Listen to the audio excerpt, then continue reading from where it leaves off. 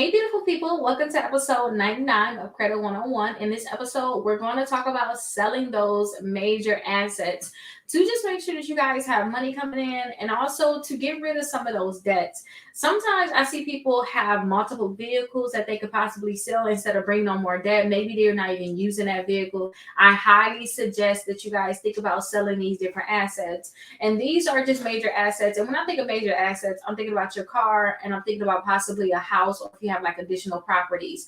I do suggest that maybe you want to go that route. If you got certain properties there, you own them free and clear, maybe you want to just take money out and then go ahead and pay those different debts, especially if you're in trouble before thinking about filing for bankruptcy or anything like that.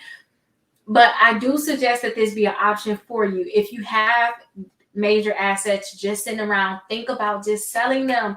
I remember just sitting on certain things and just freezing. Like if you have these different assets, sell them. Especially if you guys are going through you think about if you're going through the foreclosure process, please try to see if you could sell that property before doing a foreclosure, because you may get more money than you could ever think about. And a lot of these realtors out here, and they'll be happy to help you sell your property too.